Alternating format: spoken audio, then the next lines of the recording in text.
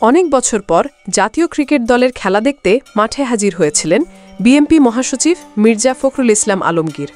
মিরপুরের home of ক্রিকেটে পাকিস্তানের বিপক্ষে বাংলাদেশের ৩ ম্যাচ সিরিজের প্রথম টি-20-র কিছু অংশ মাঠে বসে উপভোগ করেছেন তিনি।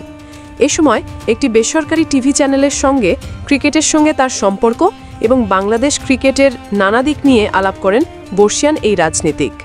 সাক্ষাৎকারের এক পর্যায়ে সাংবাদিক সাকিব আল হাসানের প্রসঙ্গ টানেন। মির্জা ফখরুল জিজ্ঞেস করেন, বিএনপি যদি ক্ষমতায় আসে তাহলে কি সাকিব আল হাসানের জন্য জাতীয় দলের দরজা ফের খুলবে? জবাবে এই বিএনপি নেতা বলেন, সেটা সাকিবের ফর্মের উপর নির্ভর করবে, আর সে তখন ক্রিকেটে থাকবে কিনা তার উপর নির্ভর করবে। আমি কখনোই খেলাধুলার মধ্যে রাজনীতিকে আনতে চাইনি এবং বিশ্বাসও করি না, সুতরাং যে যোগ্য সে অবশ্যই আসবে।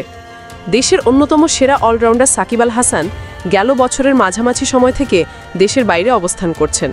দ্বাদশ সংসদ নির্বাচনে ফ্যাসিস্ট আওয়ামী লীগের প্রার্থী হিসেবে নির্বাচন করে সংসদ সদস্য হয়েছিলেন তিনি। গেল বছরের জুলাই-আগস্টে ছাত্র জনতার অভ্যুত্থান চলাকালীন নীরব ভূমিকা এবং আওয়ামী লীগ সংশ্লিষ্টতার জন্য ব্যাপক সমালোচিত হন তিনি।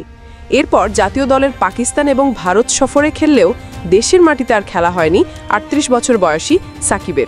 এর মধ্যে জুলাই অভ্যুত্থান চলাকালীন গার্মেন্টস কর্মী রুবেল হত্যার দায়ে তার বিরুদ্ধে মামলাও হয়েছে।